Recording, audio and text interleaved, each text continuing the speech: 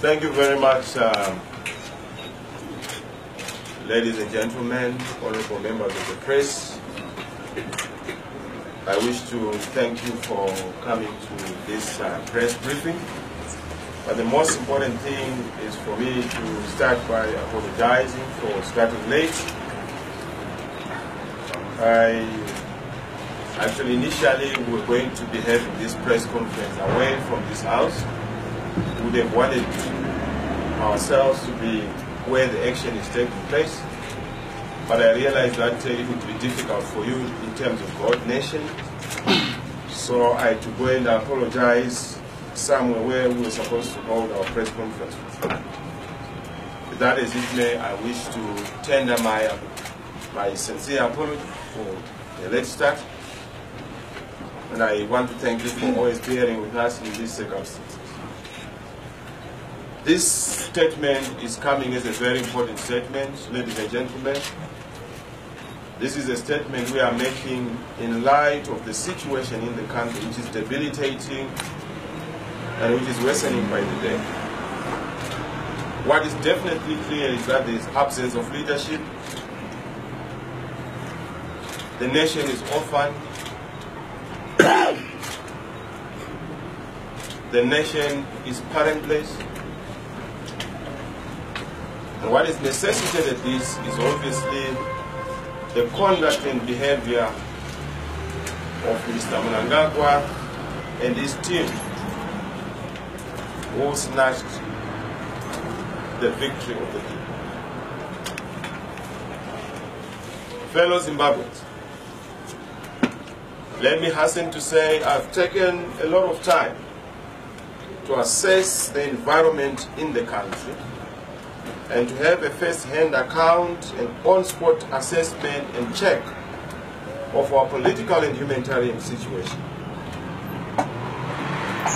Over the past few days, I've visited hospitals and clinics. I've visited victims of cholera. I've attended burials of cholera victims. I've also been in queues in the various parts of the country. In fact, just this past weekend, I had to wait for close to about 4 hours in a fuel queue. We were supposed to be going into the countryside for some other activities. The situation has gotten dire. Indeed, our country has been sent on a freefall and also is in a difficult situation on account of the predatory policies of this unelected government. We've realized and witnessed high and worsening levels of unemployment, deadening poverty and excruciating inequality. The country is experiencing a confidence crisis which is manifesting itself as a liquidity crisis. It is a confidence crisis, not a cash crisis. And this crisis is at is caused by structural deficiencies and distortions in the economy, typified by deindustrialization, a rising informality. In fact, from the National Labor Force Survey of 2014, 94% of our economy is informalized, up from 84% in 2011. We have dwindling capital inflows. We also have a galloping and runaway expenditure on the part of government. A government that has a huge appetite to spend money. The chief actor in that being E.D. Mnangagwa himself, having been gallivanting and globe-trotting, again perpetuating the old Mugabe style of occasionally visiting the country and being out of the country most of the time. Of course, this does not come as a surprise to us. I've always indicated that an illegitimate government is always clueless, and a clueless government is not able to provide solutions. Whoever would say we want to move on are simply cheating themselves. We cannot move on under the circumstances of an illegitimate outcome of the elections, which is not what the people vote. If anything, instead of moving on, we move around. And when we move around, we are then entrapped in this vicious circle of contestation and disputation around the election, around the direction that the country must take. And this is why I must indicate that the biggest problem, which has been the biggest challenge in the country, is the indiscipline at the fiscal level by government. One would wonder what has happened between November and now that we almost have about 5 billion that has been spent by government without knowing where it was being taken to. Much more than the money that is allocated to the budget. But not only that, because of this high expenditure tendencies, hyperinflationary tendencies on the part of government, we then end up having a situation of a deficit in terms of the budget. Once we have a deficit of budget, we then have a government that is induced into borrowing in order to finance that deficit. And of course, you have seen the scandal around the treasury bills and the scandal around the debt that we have had, domestic debt. Nowhere across the world would you see the domestic debt being higher than the sovereign debt. And the debt has jumped from about 3 billion to about 9 billion. Telling you that there are people who are spending money without any discipline.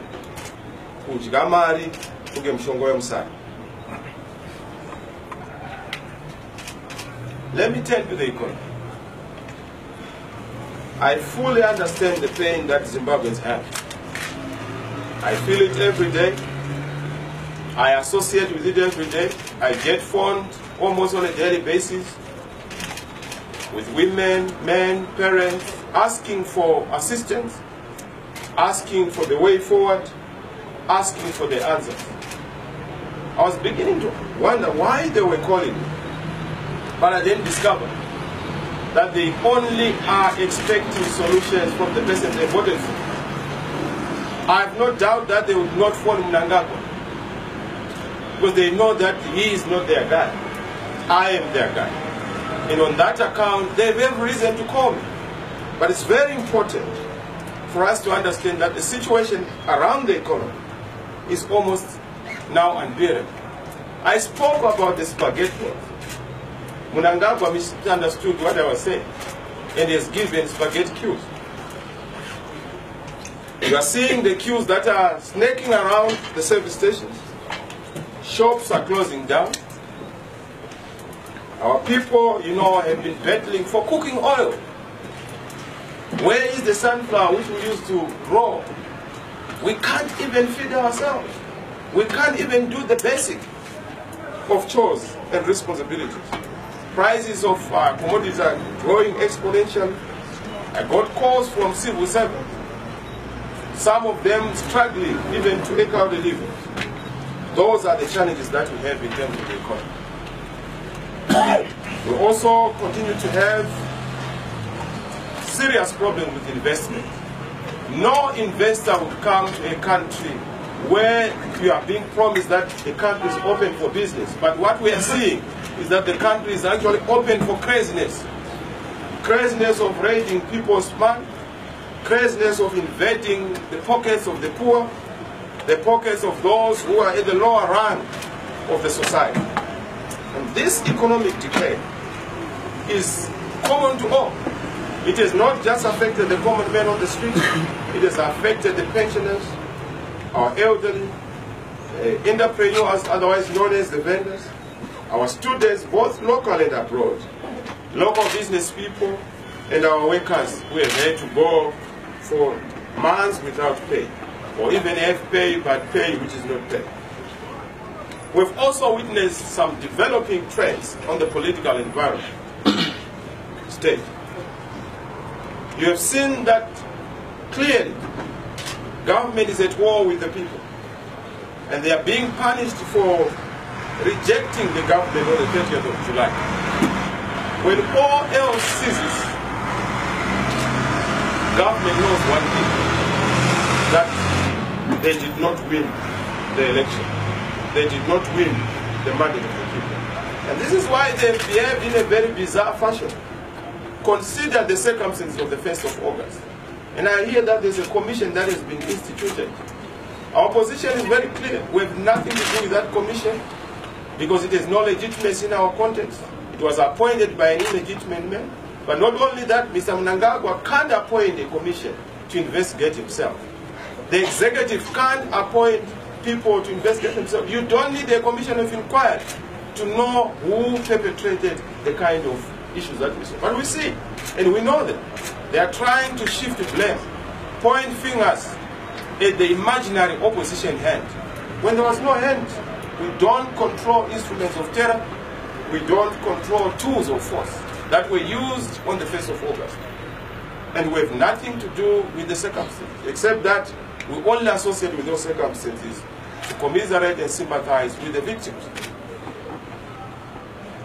We have also seen the brutality of the treatment of our ZCTU comrades, particularly President Mutasa and Secretary General Japhet Moyo. You saw what happened to them. You saw how they were harassed. We are back to the old. And of course, in the city center, we continue to have bizarre cases of certain people being shot. Just recently, I think, close to mine, we actually had a problem of one person who was killed by armed people who are unknown. We seem to have too many people with guns, but that cannot be accounted for. But you then see that our leaders of the democratic movement, people like Comrade David, Honorable Senator Komich, and other leaders, Vondo, Epmochiziwa, they have been terrorized and harassed by this government. They committed no offense. They have nothing that they have committed. If anything, they are being punished for being peace-loving and democratic. And again, we are seeing this persecution. And we have said they must drop those charges and focus on the real issues that matter to Zimbabwe. Persecuting one another, vindictiveness, is not going to move this nation forward. We've also seen ZANU-PF masquerading as the police to continue to hide behind cholera. They are thanking cholera for helping ZANU-PF to ban our activities under the guise of cholera being a problem in the country. But yes, soccer matches are continuing, weddings are continuing, Mnangagwa had a graduation ceremony. So this weekend, we have said whether the police indicate that they are not willing to proceed with our meeting or not, we will have to do everything that is necessary to proceed with that meeting. Meaning to say that we will also have to go to court, but of course we have not yet received a response from them. But if they are going to be intransigent, we can't afford to continue postponing our adversary. It has to be on. on the 27th. And we have to take all legal mechanisms, peaceful mechanisms, to make sure that we congregate. And already we are encouraging all the people across the whole country to be part of this process, particularly as we celebrate our 18 years of existence. We've also the humanitarian situation, which is quite bad. I don't want to belabor you with the points. The situation in the hospitals is so shocking. Our hospitals are sick. Now, sick hospitals can't attend to sick people. But those are the challenges we have. Our people are dying from preventable diseases such as cholera, typhoid. This is because of wrong priorities on the part of government. I've told you about the circumstances of the 2% that has been levied on the people. It is unwarranted.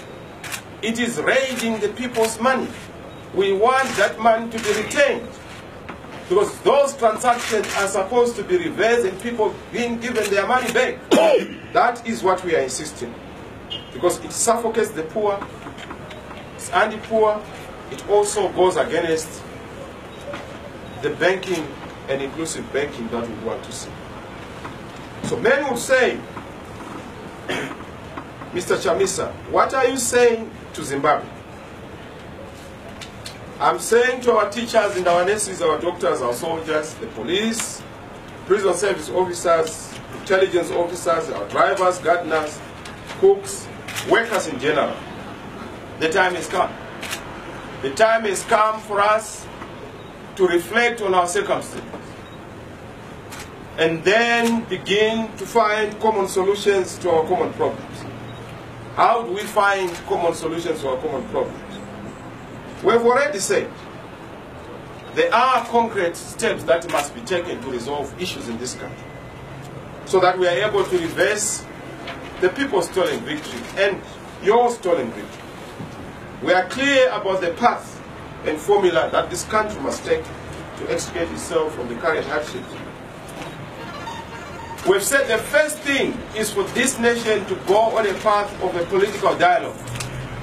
But political dialogue not for purposes of a GNU, but political dialogue for purposes of making sure that we deal with issues that are pertinent to the nation. And we've identified 5 critical issues that must be dealt with. Those issues are to do with resolving the fundamental issue. And I must say this to the nation. Before the death of President Tsvangirai, there was a unanimous agreement with our colleagues from across the political divide in Zambia, the war veterans, who were discussing with President Tsvangirai. Mr. Matemadanda would know this, and Mr. Tsvangirai would know this, that there was going to be an arrangement of a transitional authority after dealing with our common man, Mr. Mugabe. Because we had problems with the big men, both from ZANU-PF and from the MDC side. But what then happened is that they reneged on that promise and then chose the path of elections without a transitional authority. So we are saying, as far as we are concerned, to reclaim the victory of the people on the 30th of July and to reverse the coup against the people's will on the 30th of July, let us go back on a path to legitimacy. And we have identified a 5-point plan to be dealing with those issues. Number 1, let us have a return to legitimacy in this country. How do we return to legitimacy? We return to legitimacy by respecting the voice of the people and the will of the people. People can't vote and their vote being disregarded or negated. We want the will of the people to be respected. And that is this discussion point number 1.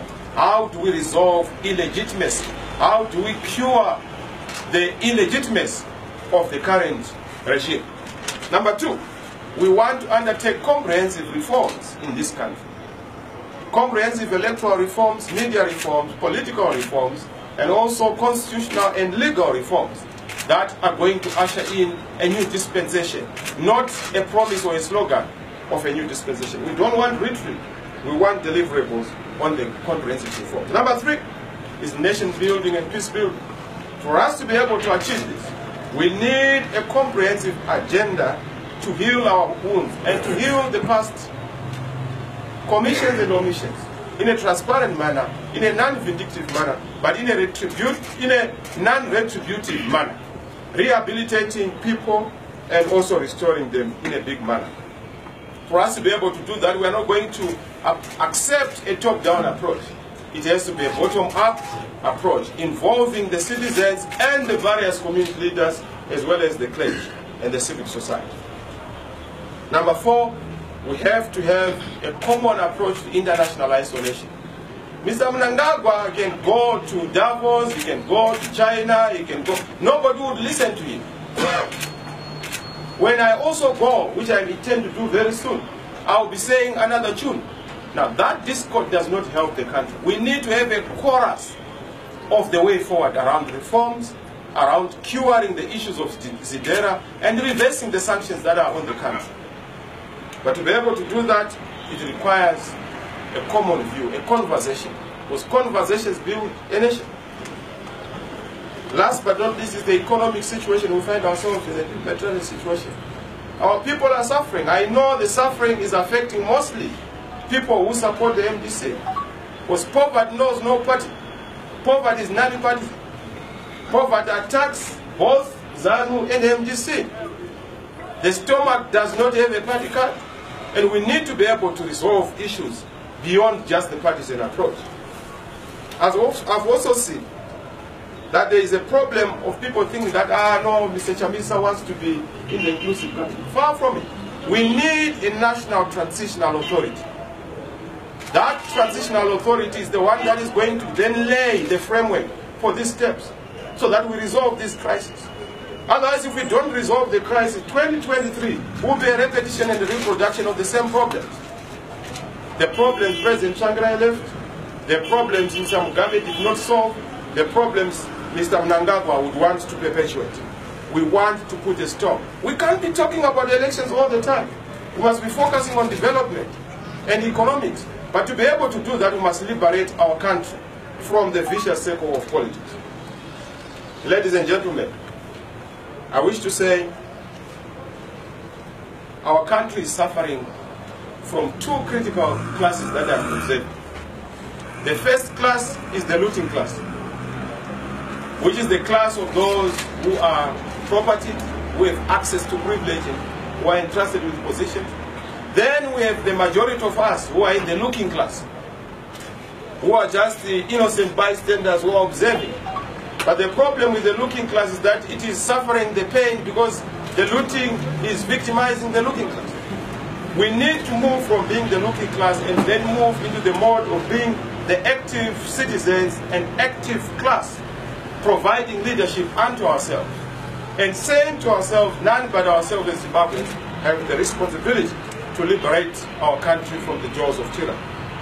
Now, to be able to do that, we have a lot of available platforms. One of which is obviously implementing our constitutional rights in terms of Section 59 of the Constitution, peacefully protesting. I know people are putting a lot of pressure. Please, we want to protest.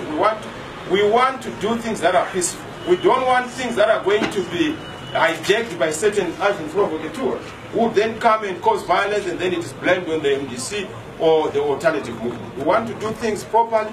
We give due notices where it is necessary so that we don't operate nicodemously or nocturnally. So we will do that, and that is coming. What is the immediate answer?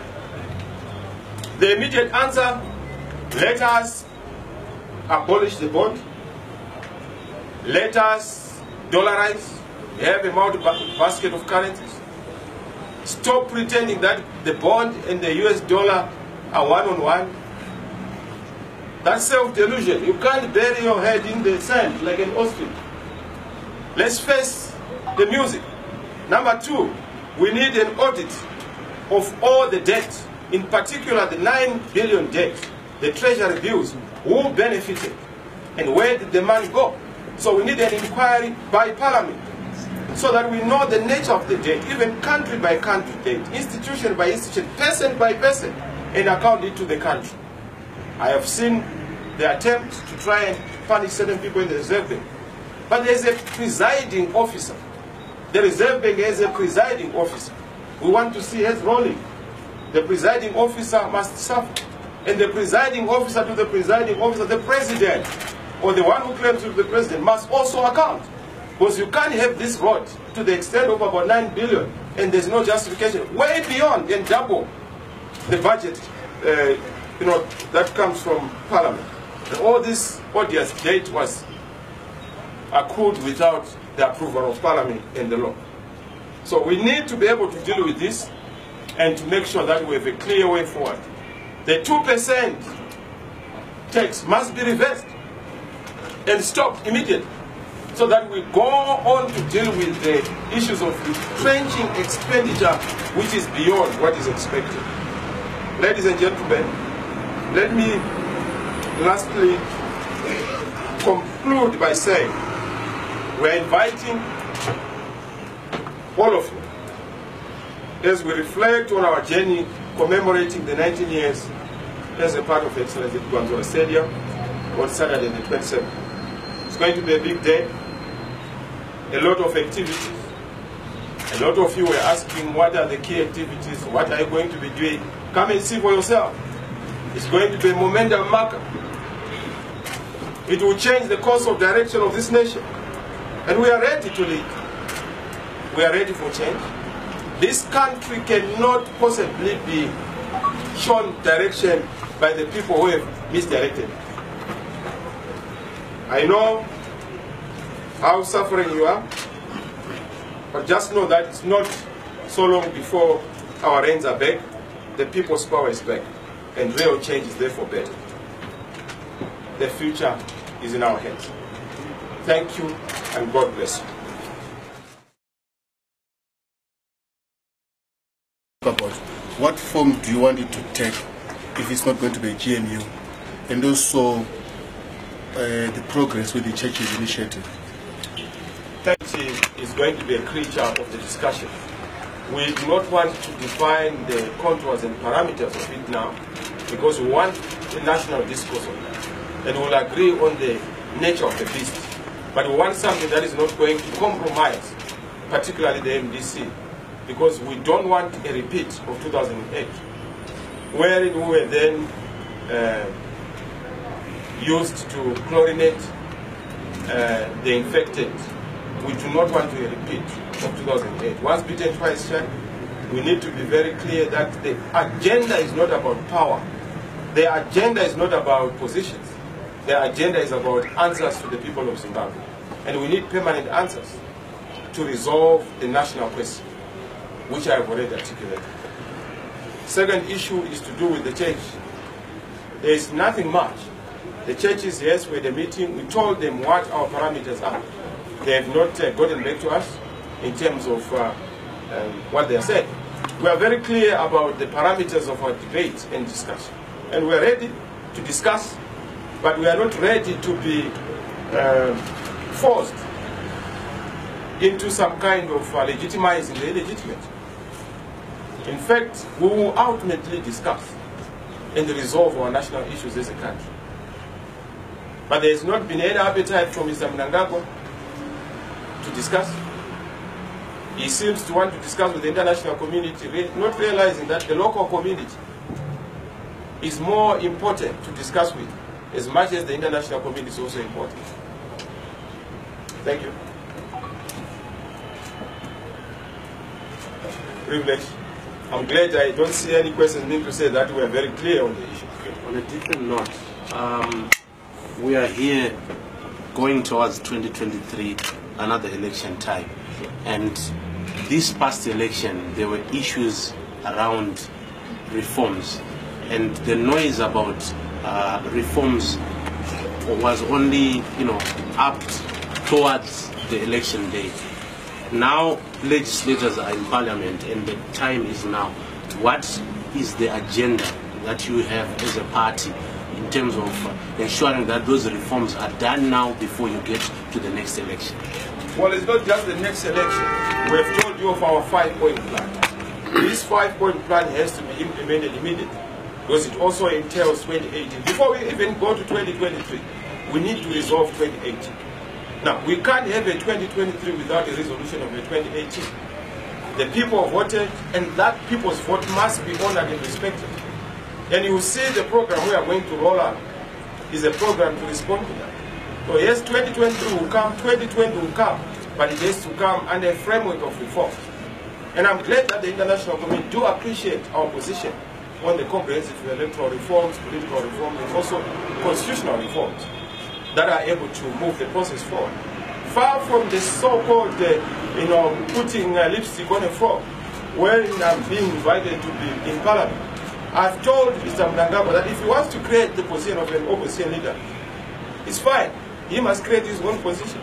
Because he's the one who is the opposition when we look at what the people voted for. He must allow me to take up the position that the people voted me to take up. He's sitting on the wrong chair. And that's why he wants to create another chair. A wrong chair again. I hope I've answered you. Thank you. Ladies and gentlemen, I thank you very much. I can see the silence. Silence means contention. And I suppose happiness. Thank you very much, and may God bless you. Hopefully we'll be able to see you in our future programs. Thank you. Thank you very much.